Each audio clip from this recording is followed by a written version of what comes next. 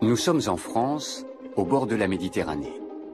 Une espèce venue d'une contrée lointaine menace l'écosystème local. Elle accomplit ses méfaits dans l'ombre. À l'abri des regards, dans l'univers des fourmis.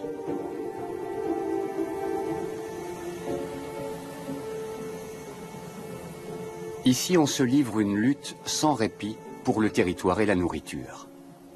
À même le sol ou dans de vieux troncs d'arbres, les hôtes indésirables sont pourchassés sans merci.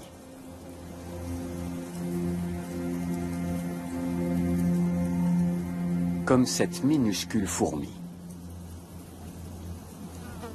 La fourmi d'Argentine mesure tout juste 2 mm. À côté d'elle, la fourmi noire locale fait figure de géante.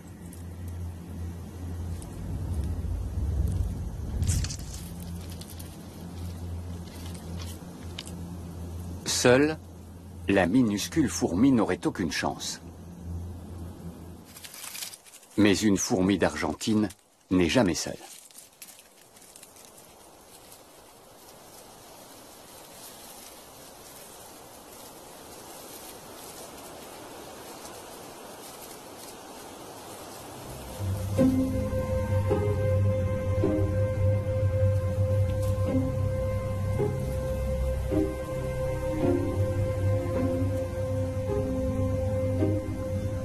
Quand un commando de fourmis d'Argentine passe à l'attaque, le vainqueur n'est pas celui qu'on croit.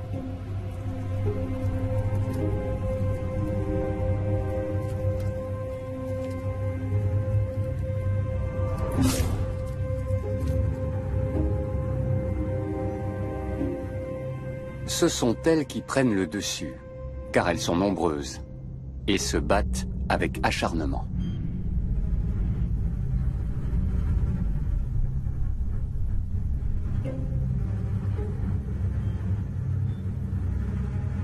Entre la géante et les lilliputiennes, les rapports de force se sont inversés.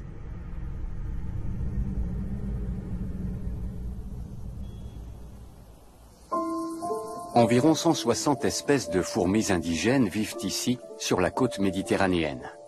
Très discrètement, chacune d'entre elles joue un rôle important dans le système complexe de la nature. Les fourmis moissonneuses transportent les premières graines et fleurs dans la fourmilière. Elles remplissent les réserves de nourriture de la colonie. Chez les fourmis, le travail de chaque individu est entièrement voué à l'intérêt de sa colonie. Les ouvrières assurent toutes les tâches. Recherche de nourriture, lutte contre les agresseurs, soins aux œufs et aux larves. Les mâles jouent un rôle éphémère, le temps d'engendrer la prochaine génération.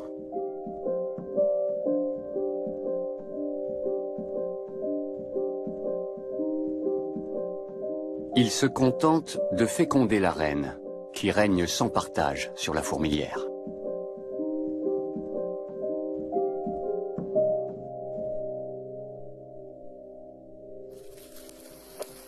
Après les rigueurs de l'hiver, les moissonneuses travaillent dur. Il faudra bientôt accueillir la nouvelle génération.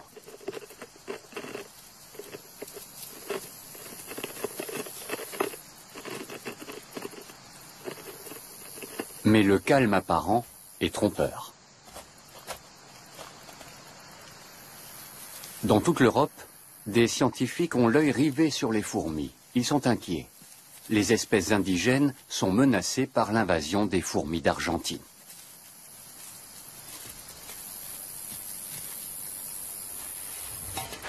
Olivier Blight et Éric Provost sont chercheurs en biologie. Ils se rendent dans la forêt de Céreste, dans les Bouches-du-Rhône, pour y observer sur le terrain les effets de l'invasion.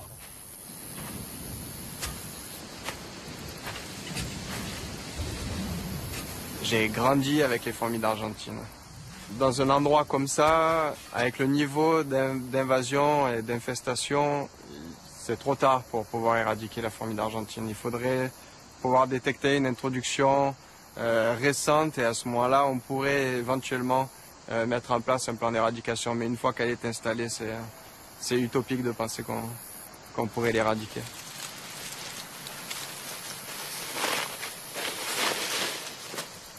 Éric Provost est spécialiste des fourmis locales.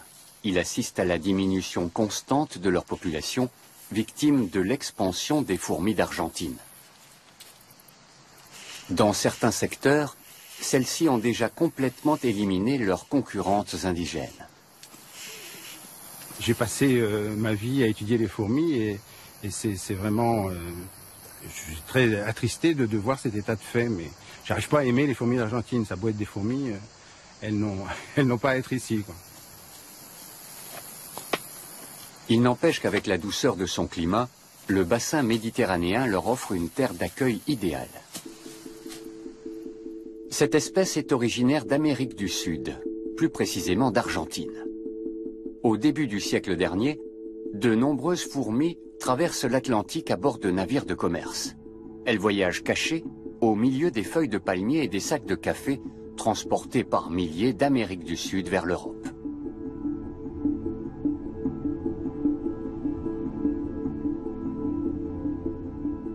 Leur première grande colonie s'est formée à Madère, au début du XXe siècle. Puis elles ont gagné le continent européen. Personne ne sait précisément où, mais une chose est claire, c'est l'homme qui les a introduites en Europe via les grands ports.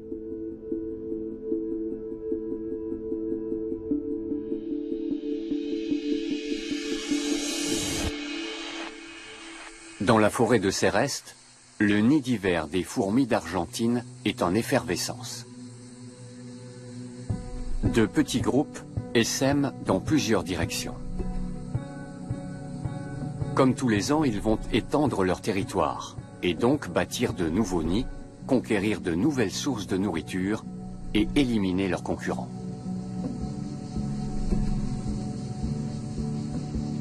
Les fourmis vivent dans un monde d'odeurs. Elles communiquent par signaux chimiques et suivent des traces invisibles à l'œil. Leur nouveau nid ne se trouve qu'à quelques mètres du nid d'origine, mais à leur échelle, c'est l'équivalent de plusieurs kilomètres. Il ne leur faut pas grand-chose. Quelques dizaines d'ouvrières font déjà l'affaire. Elles peuvent élire domicile sous une pierre, dans un jardin ou dans un terrier abandonné. Contrairement aux espèces locales, elles ne sont pas difficiles.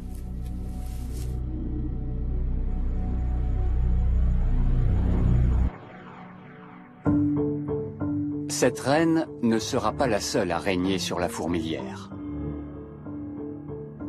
Ce qui serait impossible chez des fourmis indigènes est la norme chez les fourmis d'Argentine. Chaque nid a plusieurs reines.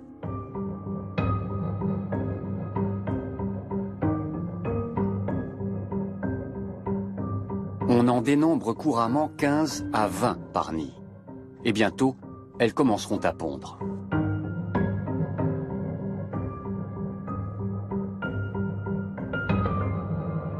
Les biologistes doivent comprendre les stratégies des envahisseuses pour trouver un moyen d'enrayer leur progression.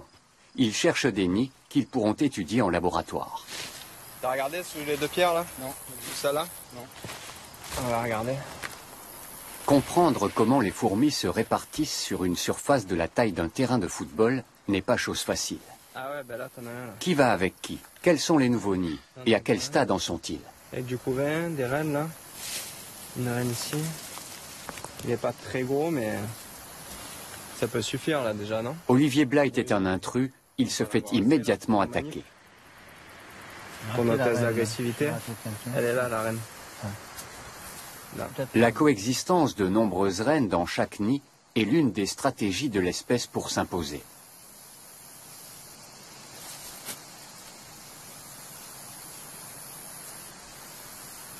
L'avantage, c'est la production de couvains qui va être plus importante. Un plus grand nombre d'œufs seront pondus et donc des tailles de colonies beaucoup plus importantes. Voilà une reine. Elle se promène à l'air libre. Chez les fourmis indigènes, quand la reine quitte la fourmilière, la colonie meurt. Mais chez les fourmis d'Argentine, elle n'est qu'une femelle reproductrice parmi d'autres. Elle n'a rien d'irremplaçable.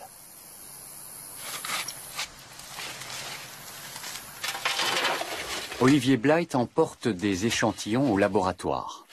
Il veut tester l'agressivité des nids de fourmis d'Argentine entre eux.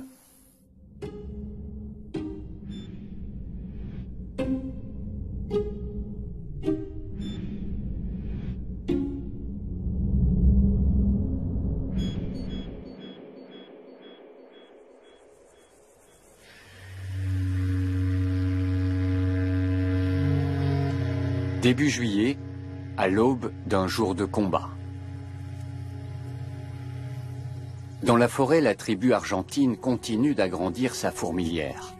Elle a besoin d'espace et cherche inlassablement de quoi se nourrir. Les fourmis d'Argentine sont omnivores. Elles se nourrissent de végétaux et d'insectes, qu'ils soient morts ou vivants.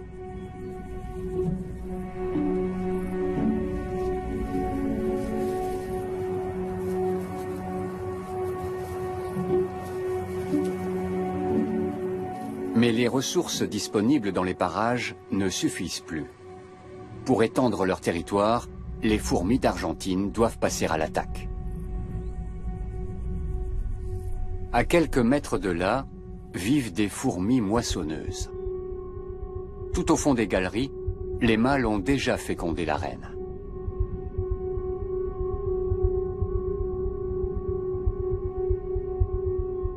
Les ouvrières qui s'affairent en surface sont les premières à repérer les intrus.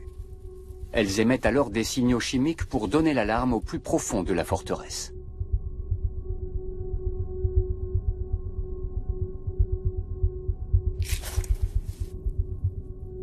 Les premiers soldats remontent pour repousser les assaillantes. Mais quelques fourmis d'Argentine parviennent à s'introduire à l'intérieur du nid. Et la bataille commence.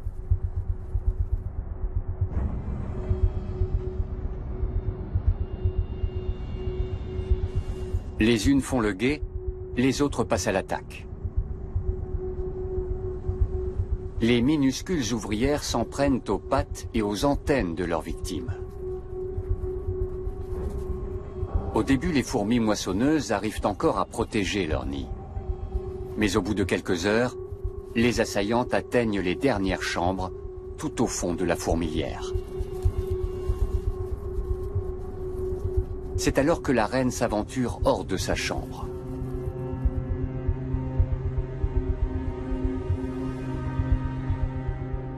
Mais la reine ne sait pas se battre. Elle est immédiatement attaquée. Des ouvrières argentines s'agrippent à ses pattes.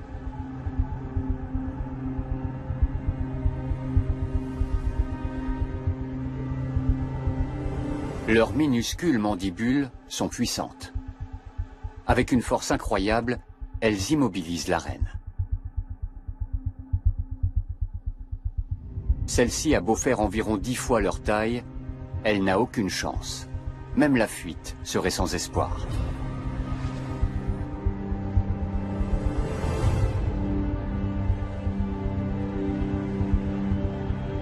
Au terme d'un combat de plusieurs heures, les fourmis d'Argentine privent la colonie de son élément le plus précieux et la condamnent à disparaître.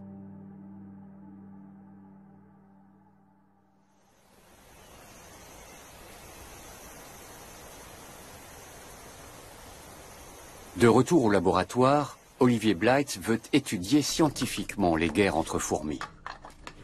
Habituellement, les fourmis d'une même espèce, mais de nids différents, se combattent, même quand leurs fourmilières ne sont distantes que de quelques mètres. Le chercheur met en concurrence des fourmis d'Argentine prélevées en divers endroits de la côte méditerranéenne, toujours à 100 contre 100. L'un de ces deux nids vient de France, l'autre d'Espagne. En principe, ces fourmis devraient s'affronter jusqu'à la mort.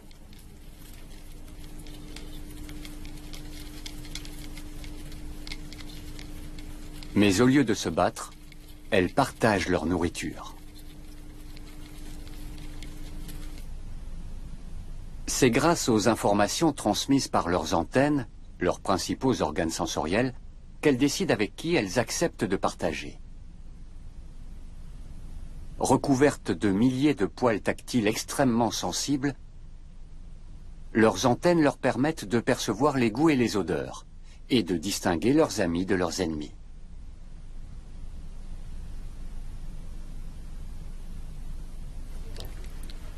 Olivier Blight constate certes de légères différences comportementales, mais la plupart des fourmis d'Argentine coopèrent au lieu de se battre, comme si elles appartenaient toutes à une seule super colonie.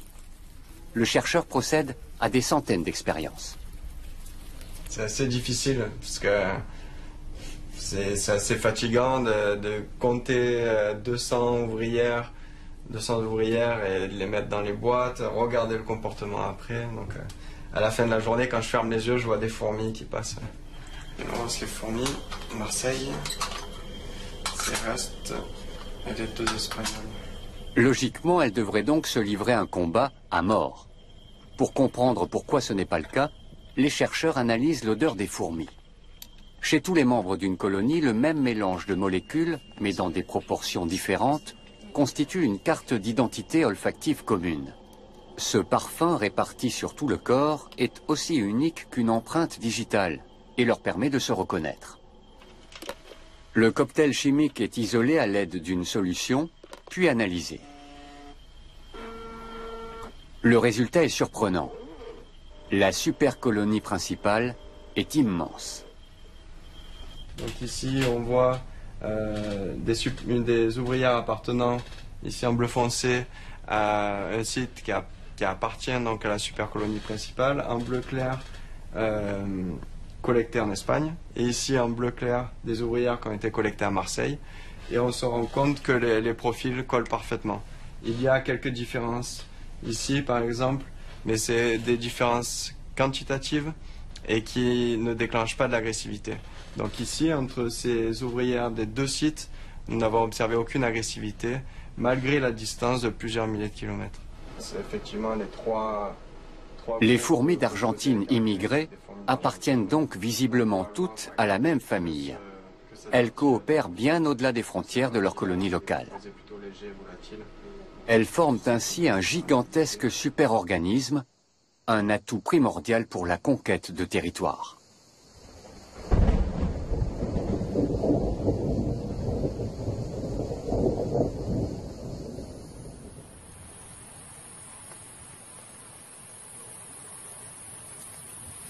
Dans la chaleur estivale, l'eau est une denrée rare et précieuse. Pas une goutte ne se perd.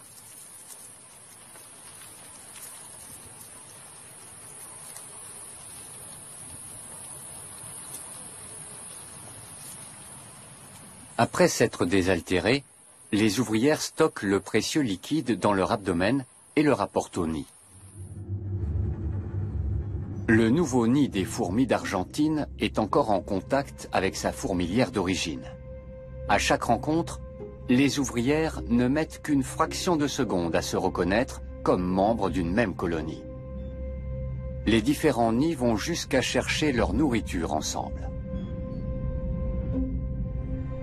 Il y a de nombreuses années, une colonie de fourmis autochtones a établi sa fourmilière à quelques mètres de là. Ces ouvrières sont elles aussi en quête de nourriture. L'une d'elles dépose une trace olfactive pour informer ses congénères qu'elle a trouvé quelque chose.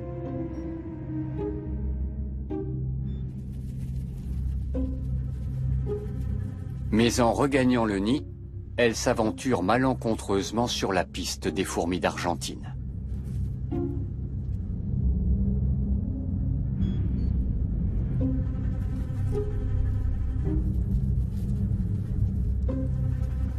Elle est attaquée sur le champ.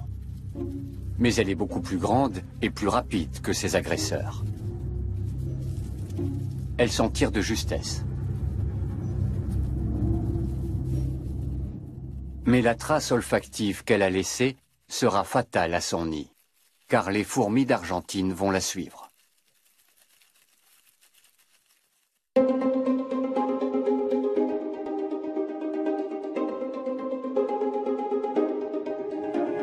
Leur attaque est rapide et précise. Chez toutes les fourmis, les antennes et les pattes sont les membres les plus importants, et donc les premières cibles de l'assaut.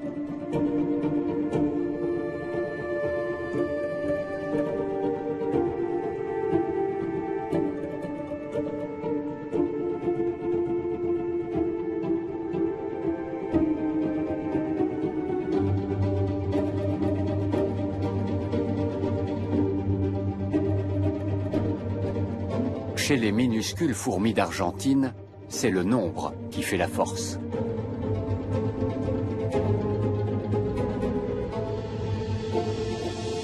La coopération de plusieurs nids leur permet de passer en quelques minutes d'un petit nombre d'individus à des centaines, puis à des centaines de milliers. Chaque fourmi autochtone est bientôt totalement recouverte de fourmis d'Argentine. C'est la débâcle.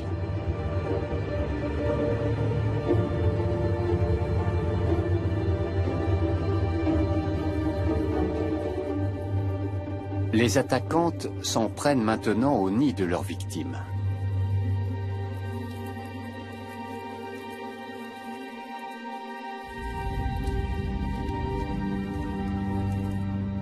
Et elles réussissent à s'emparer de la reine, le bien le plus précieux de la communauté. Quand la reine meurt, c'est la colonie entière qui disparaît avec elle.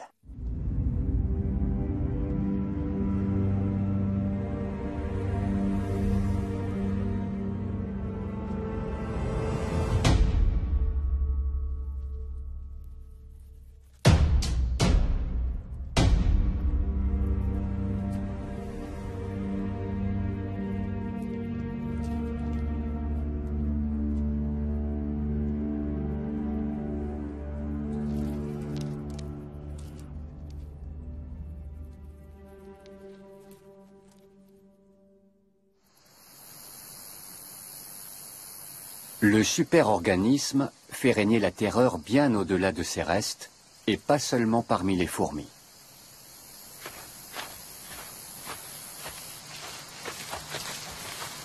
Les fourmis d'Argentine constituent vraiment un problème énorme, notamment en ce qui concerne la biodiversité, puisque, bon, comme toute espèce invasive, elle a des impacts considérables sur la faune, donc sur tous les insectes, qu'ils soient fourmis ou autres, tous les insectes rampants en général, et ça bouleverse le fonctionnement des écosystèmes. Donc c'est vraiment un très grand problème. Sur leur terre d'origine, elles avaient des prédateurs, des parasites ou d'autres nids de fourmis par exemple. Mais ce n'est pas le cas le long des côtes méditerranéennes, où elles ont pu proliférer, se répandre et étendre leur zone d'influence pendant des décennies, souvent sans être remarquées par les biologistes. Depuis, elles ont formé le plus grand organisme de la planète. Il s'étend sur plusieurs milliers de kilomètres, du Portugal à l'Italie, en passant par la France et l'Espagne. Elles sont actuellement en train de conquérir les Baléares, la Corse et la Sardaigne. Le parc national de Doñana, sur la côte d'Andalousie, n'est pas épargné. L'écosystème y est très menacé par endroits.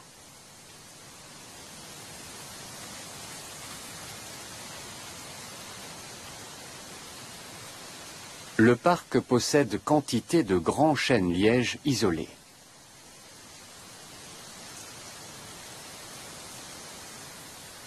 Les fourmis d'Argentine supportent mal la chaleur et la sécheresse qui règnent dans le parc.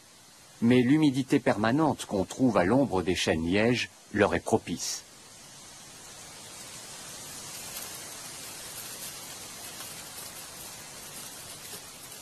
Pour les chercheurs, ces chênes sont un terrain d'investigation unique. Ils peuvent y étudier les intruses sur un territoire clairement délimité. Dans ces conditions, le biologiste Chim Cerda compte bien décrypter les stratégies mises en œuvre par les fourmis d'Argentine pour enrayer leur propagation. Il est évident que la fourmi d'Argentine a été introduite à Doñana par l'homme. On ne sait pas exactement à quand cela remonte, mais on en est certain. Parce qu'au début, les maisons étaient les seuls endroits du parc où on en trouvait. Chim Cerda pense que la rapidité des fourmis d'Argentine leur procure un avantage énorme sur leurs concurrentes. Il veut vérifier son hypothèse, expérience à l'appui. Ces minuscules mouches des fruits font le régal des fourmis et illustrent la concurrence que se livrent les fourmis entre elles, ainsi qu'avec les autres espèces qui se nourrissent d'organismes morts trouvés au sol. Qui arrivera le premier et à quelle vitesse?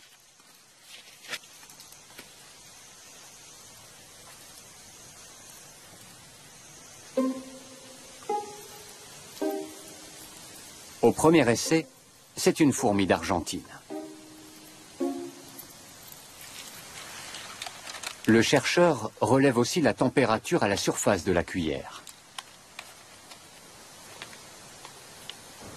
Cimserda va répéter l'expérience sous plusieurs dizaines d'arbres et à différents moments de la journée.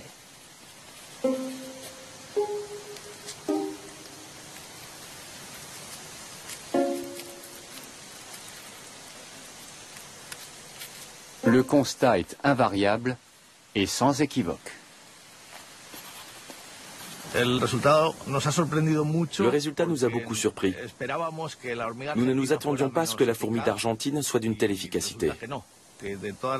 Parmi toutes les espèces présentes à Doñana, c'est la plus rapide pour trouver les cadavres d'insectes. Mais elle a une limite. Elle ne supporte pas les fortes températures. Dans les zones de très forte chaleur, ou aux heures les plus chaudes de la journée, elle est complètement anéantie. C'est le moment ou jamais d'être active pour les fourmis locales. Comme elle est généralement la première arrivée sur les lieux, la fourmi d'Argentine prive les autres espèces de nourriture. Une stratégie de plus pour affaiblir ses concurrentes. Car plus une colonie s'agrandit, plus il lui faut de nourriture. Cette tête d'oiseau mort renferme de précieuses protéines. Elle est immédiatement prise d'assaut.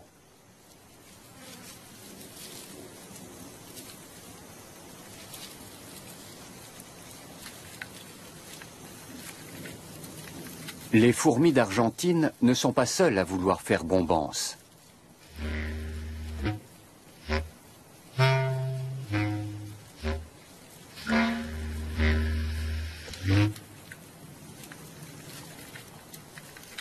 Mais elles ne tolèrent aucune concurrence.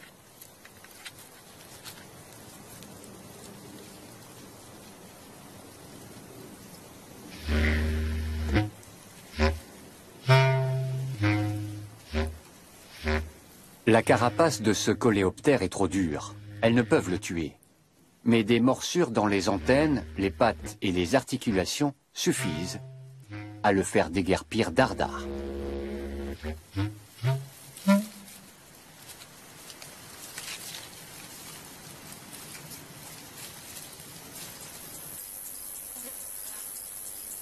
L'impact des fourmis d'Argentine sur les écosystèmes locaux fait l'objet de débats parmi les scientifiques. On s'interroge encore sur leur influence sur d'autres espèces, comme les amphibiens, les oiseaux ou les rongeurs. On sait en revanche avec certitude que partout où les fourmis d'Argentine s'installent, les autres fourmis disparaissent. Les envahisseuses sont trop fortes, trop rapides et trop puissantes.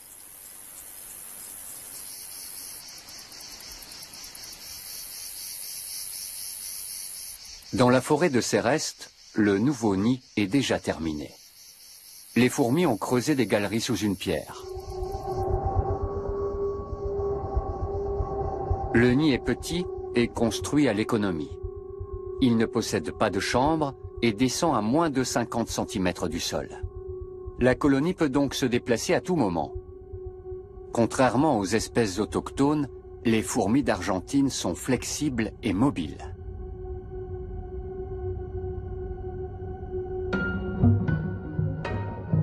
Les ouvrières ne connaissent pas le repos. La plupart d'entre elles passent leur vie à chercher de la nourriture. Un sureau proche de leur nid leur offre une nourriture abondante. Outre ces fruits sucrés, ils recèlent une autre richesse.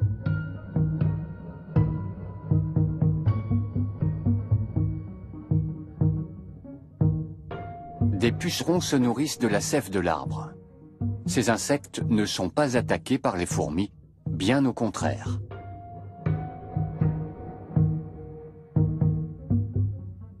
Car ils leur fournissent un mets de choix, un liquide énergétique et sucré, le miela. Les fourmis en raffolent.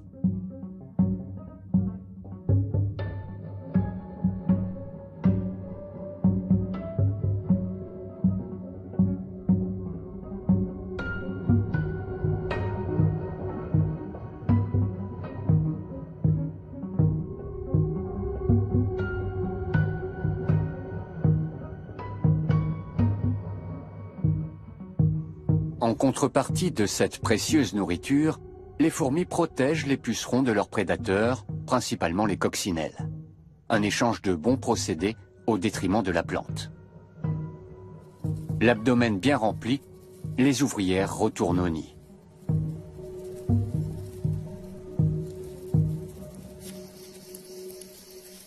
Les fourmis d'Argentine ont vite fait de conquérir tous les arbres de la forêt et privent leurs concurrentes du miella et de son potentiel énergétique. Olivier Blight et Eric Provost veulent savoir à quelle vitesse les fourmis d'Argentine étendent leur territoire. À Céreste, il est déjà trop tard pour l'établir. Pour cela, il leur faut un endroit où l'invasion soit à un stade moins avancé. Une île serait l'idéal. La Corse est très intéressante d'un point de vue écologique car cette île est considérée comme un point chaud de biodiversité. On y retrouve un grand nombre d'espèces endémiques et une très grande richesse de la faune et de la flore. Et notamment au niveau des fourmis, on compte plus de 80 espèces de fourmis.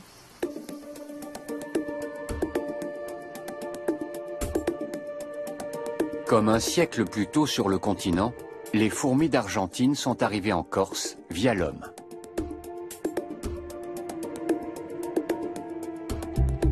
Les chercheurs placent désormais leurs espoirs ici, pour en savoir plus sur la progression des fourmis d'Argentine et leur impact sur la faune et la flore.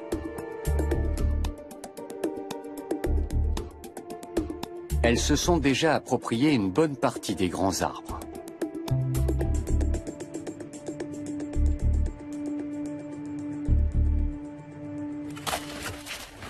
Il s'agit de déterminer la ligne de front de l'invasion.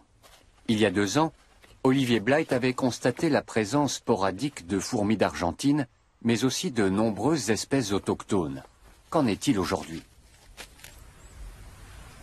On donne du miel pour les fourmis qui ont un régime alimentaire omnivore, mais avec préférence pour les substances sucrées, comme les fourmis d'Argentine.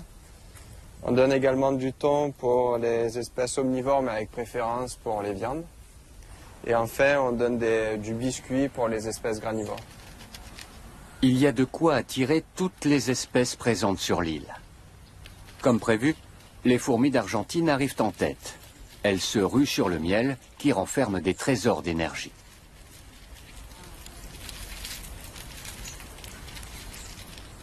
Les chercheurs attendent l'arrivée d'autres espèces de fourmis, plus lentes. En vain.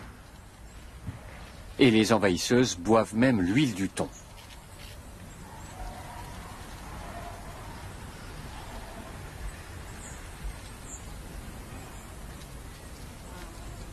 Là, il faut attendre encore plusieurs minutes, jusqu'à 1 heure, pour être sûr qu'on ne trouve pas d'espèces locales.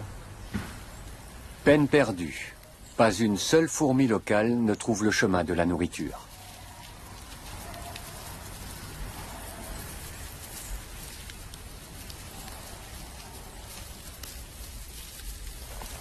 Environ 1 kilomètre plus loin, Olivier Blight trouve ce qu'il a désespérément cherché sur le continent. Une zone que les fourmis d'Argentine n'ont pas encore totalement conquise. Ici, on est sur le front d'invasion. Donc, on a trouvé rapidement plusieurs espèces locales, près de 10 espèces en quelques minutes, mais avec la fourmi d'Argentine. Et là, par exemple, sur la butte, on a un très grand nid de fourmis d'Argentine. Et ici, on a un nid de fourmis locales. Les scientifiques constatent que le front d'invasion n'est pas rectiligne. Les fourmis d'Argentine apparaissent soudainement à des endroits où elles ont probablement été amenées par l'homme. Les activités humaines accélèrent considérablement leur propagation.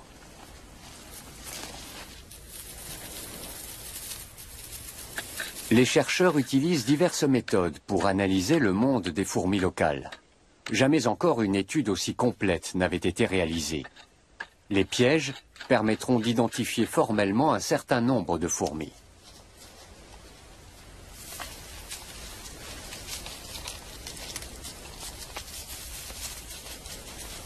De la localisation des différentes espèces de fourmis à la réaction des fourmis locales face aux envahisseuses, en passant par leur influence sur la biodiversité, les questions sont multiples. Les biologistes fouillent également le terrain et font une trouvaille très intéressante. Ah, une tapinoma. Ah oui? Ouais. Ah c'est bon. Tu la prends, hein? Ouais, je la prends. Les fourmis collectées dans le tube témoignent d'un rude combat territorial entre colonies. Elles ont une particularité. La distribution de Tapinoma semble être le négatif de la distribution des fourmis d'Argentine. Et on n'a jamais trouvé ces deux espèces ensemble. A-t-on trouvé l'espèce capable de tenir tête aux fourmis d'Argentine? Pourrait-on utiliser des fourmis de Corse pour combattre l'invasion?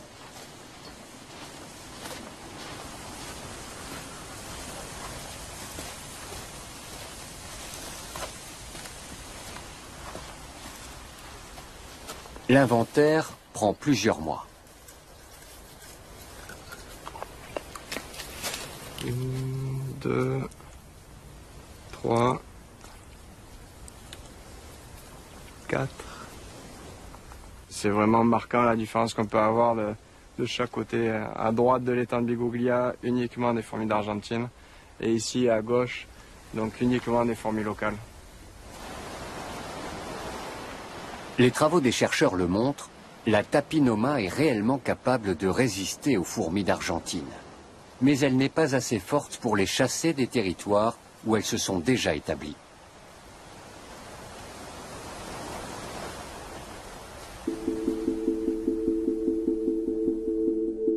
Le réchauffement climatique fait craindre l'invasion d'autres régions d'Europe. Car si les hivers se font plus doux, les fourmis d'Argentine pourraient survivre dans des zones plus septentrionales.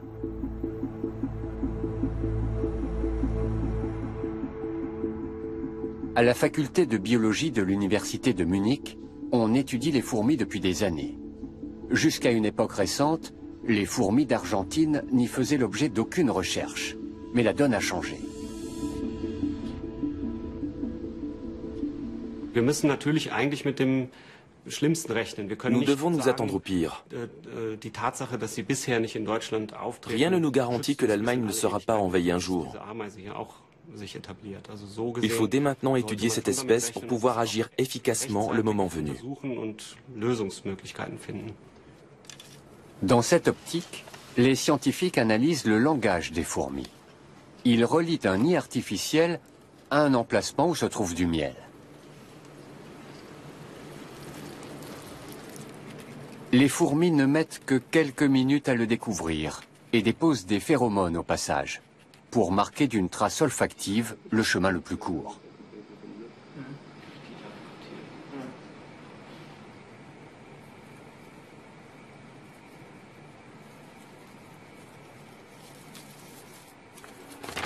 Les molécules qui composent cette trace sont issues d'une glande minuscule située dans l'abdomen des fourmis. Les chercheurs veulent extraire cette substance de la glande à des fins d'expérimentation.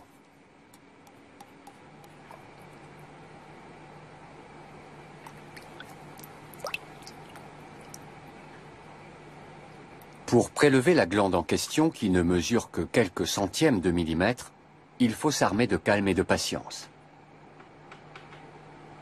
Mais on peut y arriver.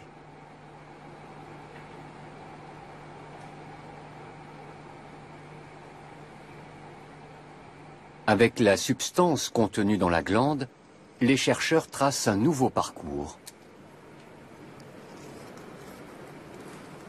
Ils le relient au reste du dispositif.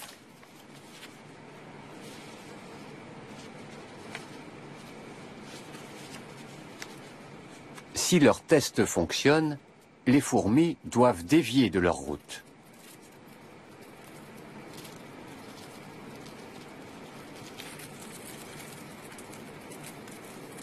Et c'est bien ce qu'elles font.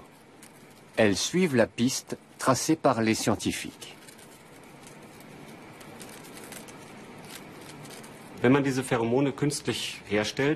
Si l'on synthétisait ces phéromones et qu'on les diffusait dans la nature, on pourrait perturber la communication au sein de la colonie en déréglant tellement le comportement des fourmis qu'elles seraient incapables d'approvisionner normalement leur nid. À la longue, les populations arrêteraient d'augmenter et dans l'idéal, elles diminueraient fortement. Cela pourrait être un moyen d'endiguer l'invasion. Mais pour l'instant, cette expérience n'a été réalisée qu'en laboratoire. On ne sait pas si elle fonctionnerait à grande échelle dans la nature. À Céreste, c'est la fin de l'été. Dans le nid des fourmis d'Argentine, la génération suivante se prépare. Les œufs et les larves sont constamment déplacés. Le nid est perpétuellement en mouvement. Les fourmis d'Argentine sont génétiquement programmées pour bouger en permanence, ce qui les rend toujours prêtes à réagir en cas d'imprévu.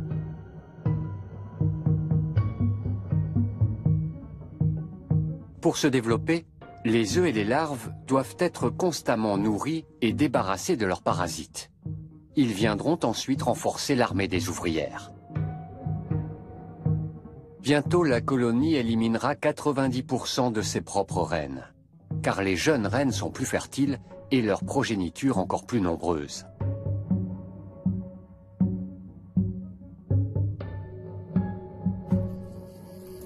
Quelle influence a la guerre des fourmis sur les organismes situés plus haut dans la chaîne alimentaire?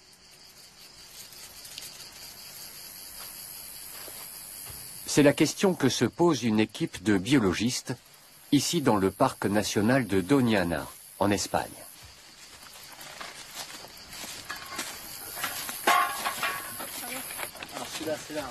Ils espèrent que les vieux chênes-lièges pourront leur fournir la réponse.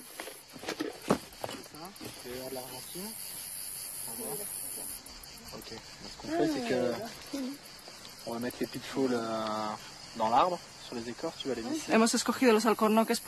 Nous avons choisi les chênes-lièges parce qu'à Doñana, il n'y a presque que du maquis et que les chênes-lièges y forment des sortes d'îlots, de petits écosystèmes clos. Nous avons donc sélectionné 10 chênes-lièges que les fourmis d'Argentine n'ont pas encore atteints et 10 autres qui sont déjà infestés.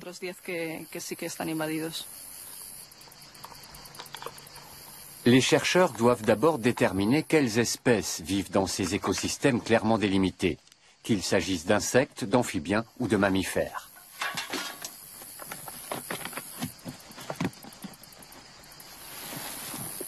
À chaque catégorie, un piège adapté.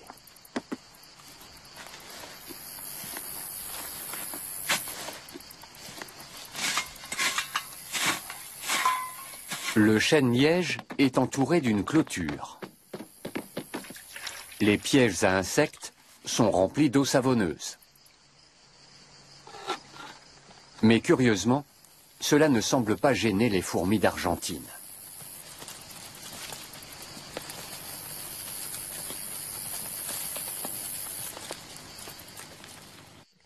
Pendant plusieurs années, les chercheurs ont observé les chênes-lièges et noté scrupuleusement le nom de chaque animal qu'ils y trouvaient. Sur le terrain, il semble que les craintes des biologistes se confirment. La présence des fourmis d'Argentine aurait des répercussions sur le reste de la faune.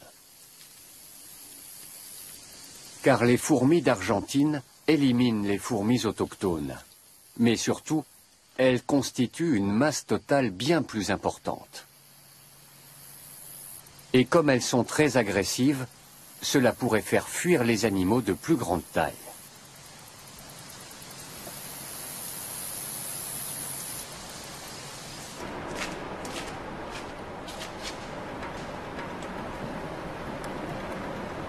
Les échantillons prélevés par l'équipe de chercheurs sont stockés au sous-sol de la faculté de biologie de l'Université de Séville. On y trouve des spécimens de la plupart des occupants des chênes-lièges. Leur approvisionnement en nourriture dépend de cet écosystème dont l'équilibre est modifié par les fourmis d'Argentine.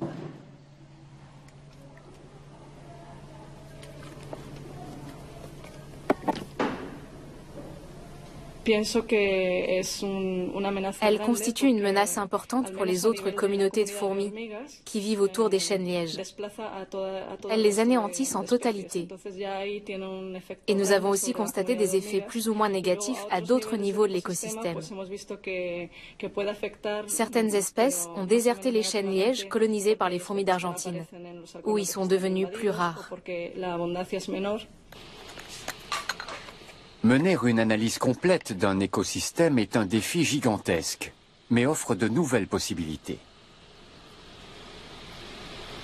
C'est vraiment une phase très intéressante parce qu'on peut voir directement l'impact de chacune des espèces. Et c'est un peu l'objectif de l'expérience, de voir à chaque estomac qu'on ouvre, on se pose la question à savoir est-ce qu'il va y avoir des fourmis, est-ce qu'il ne va pas y en avoir, parce que c'est des choses qui sont difficiles à voir directement sur le terrain. Et là, en ouvrant les estomacs, on peut tout de suite observer ce qui se passe et comprendre la chaîne alimentaire sous ces arbres. Alors le poids, 5 grammes. Les chercheurs ont déjà identifié des changements chez les amphibiens. Par exemple, chez le crapaud calamite, grand consommateur de fourmis d'Argentine. Comme celles-ci sont très abondantes, la population de crapauds augmente. En revanche, des espèces qui se nourrissaient d'autres fourmis désertent cet écosystème où elles n'ont plus rien à manger. Je me demande si...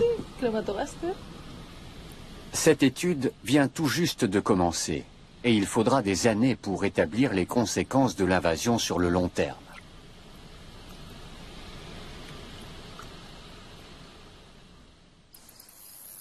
C'est l'automne dans la forêt de Céreste. Chez les fourmis d'Argentine, la nouvelle génération doit apprendre à se battre. La fourmilière est sur le pied de guerre, la lutte pour le territoire continue. La dernière victime de l'année sera une colonie de fourmis noires des bois. Elles sont plusieurs milliers à vivre dans ce tronc d'arbre.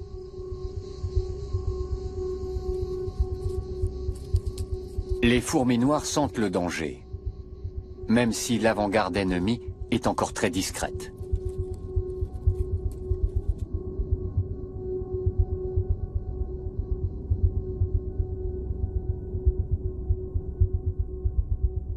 Quelques fourmis d'Argentine arrivent en éclaireuse. Elles se cachent dans de minuscules fentes. Mais elles sont découvertes.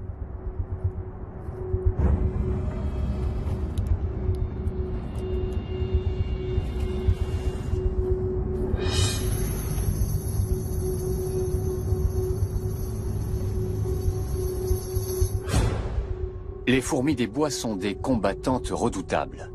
Et leur taille imposante peut leur donner l'avantage.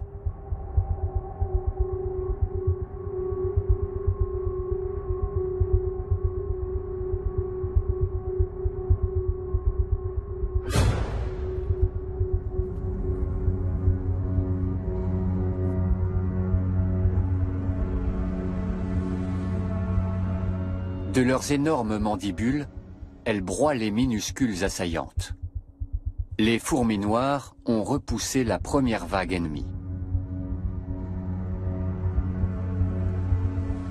Mais il faut mettre les œufs en lieu sûr, car la vague suivante est en marche.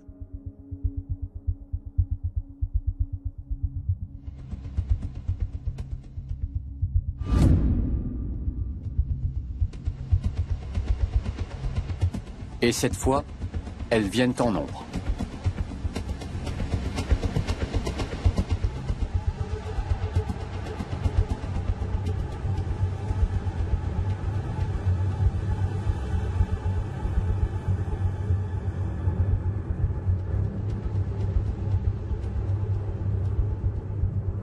Elles plantent dans le bois leurs minuscules griffes, qui ne font que quelques dixièmes de millimètre.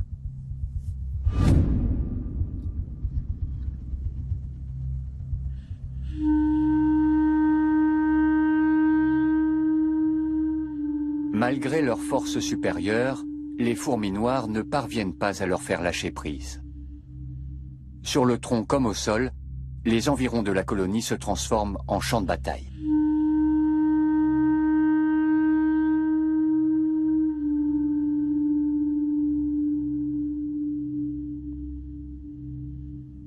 Les assaillantes s'agrippent aux membres et aux antennes de leurs victimes, qu'elles déchiquettent méthodiquement. Privées de leurs principaux organes sensoriels, les géantes n'ont plus aucune chance.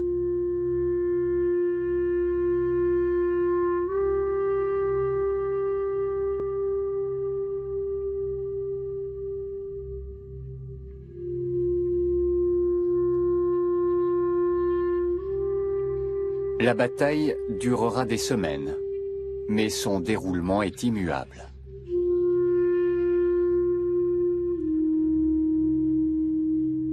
Les fourmis d'Argentine continueront de se battre jusqu'à ce que mort s'ensuive s'il le faut.